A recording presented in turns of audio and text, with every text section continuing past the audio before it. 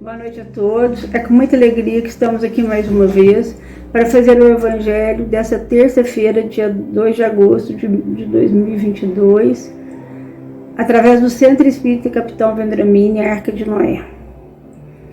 Então, antes de começarmos o nosso Evangelho, vamos elevar os pensamentos a Deus, a Jesus, a equipe do Dr. Bezerra de Menezes e seus trabalhadores de luz, e vamos agradecer pela oportunidade e pedir que sejamos luz, que consigamos sempre seguir os passos de Jesus, que assim seja.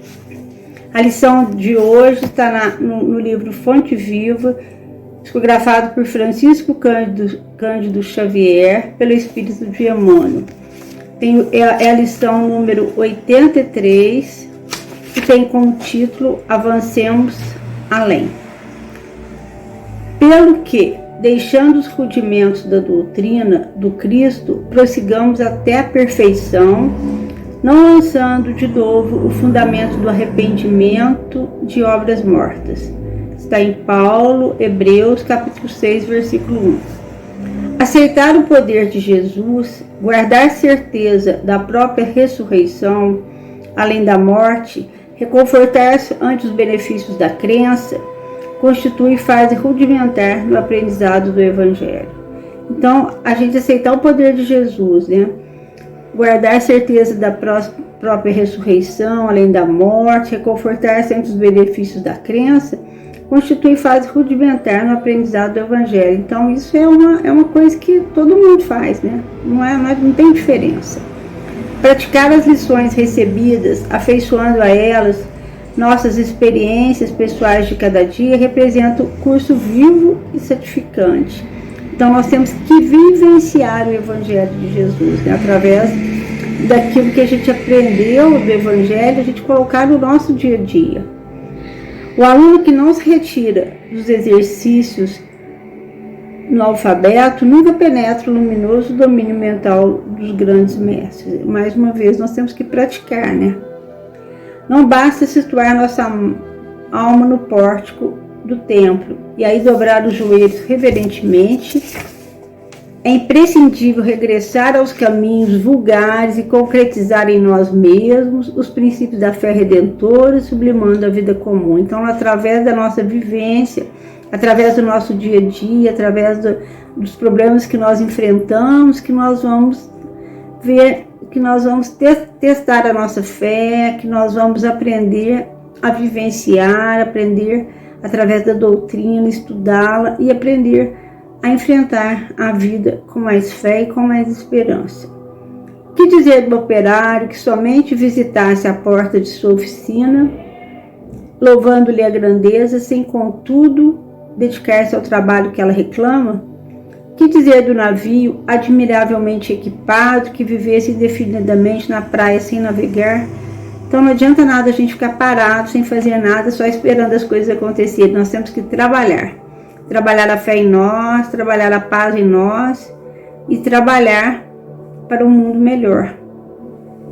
Existem milhares de crentes da Boa Nova nessa lastimável posição do estacionamento.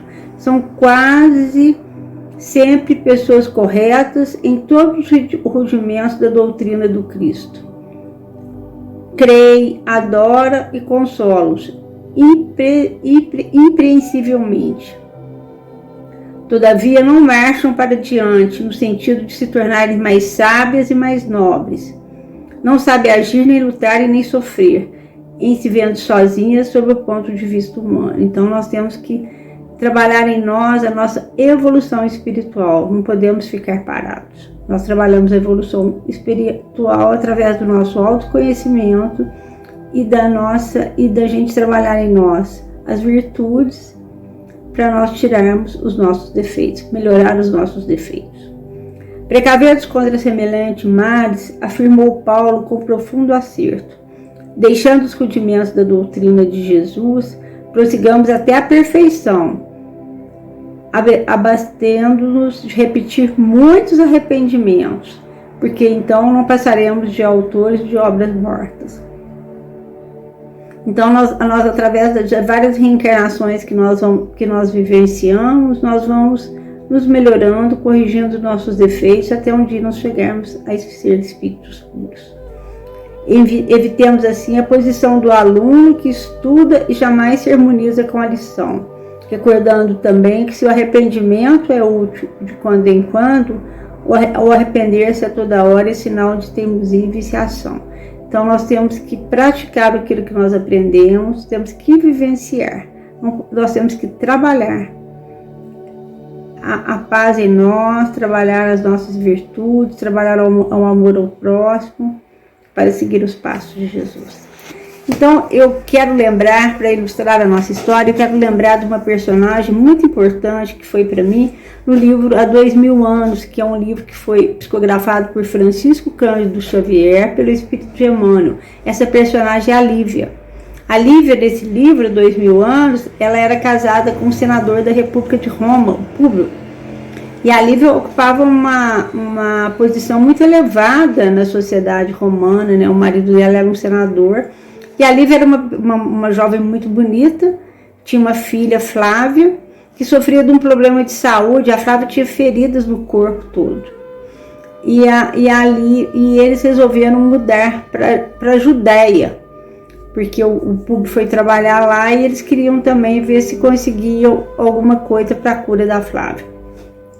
Quando eles chegam na Judéia, eles encontram muitos problemas e a Lívia não se adapta muito à sociedade, porque lá ela tem contato com a sua prima, que era uma pessoa muito diferente dela, muito ambiciosa, e a Lívia também tinha o governador lá, que se encantou pela Lívia e começou a querer ficar com ela, e ela não aceitar, ela se posicionou e ficou muito brava.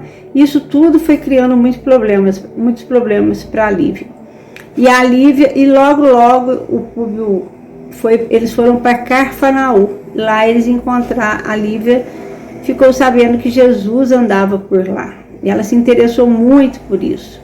E um dia ela pede ao seu marido Públio que vá até Jesus para ver se pedia para ele curar a sua filha Flávia. E Públio encontrou-se com Jesus, e lá ele recebeu, falou que curava a Flávia, que a Flávia já estava curada pela fé da sua esposa Lívia. Então, a partir daí, Lívia começou a acompanhar, começou a seguir Jesus com a sua serva Ana, uma serva muito leal que ela tinha, e muitas vezes ela trocava de roupa, punha roupas simples para poder acompanhar Jesus.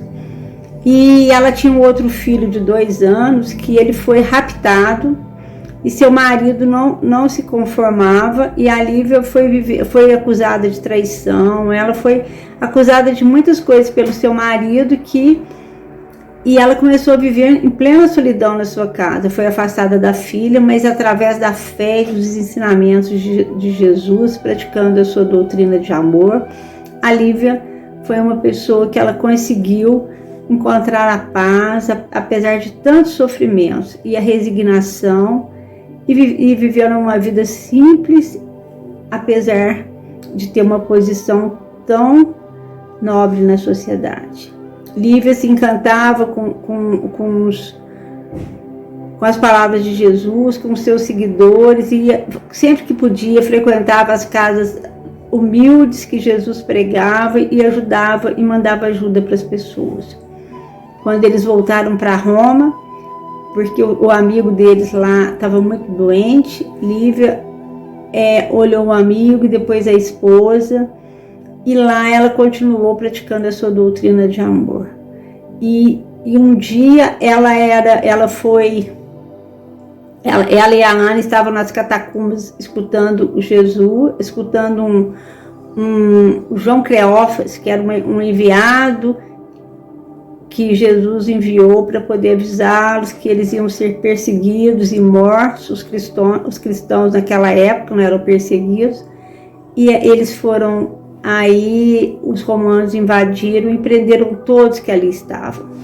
Lívia foi presa, mas como ela estava vestida como uma patrícia, que era as vestes das mulheres de senadores da sociedade, ela ia ser poupada. Aí ela pede a Ana, a sua serva, que troque de roupa com ela, e ela vai para a arena, ela é jogada à arena, aos leões.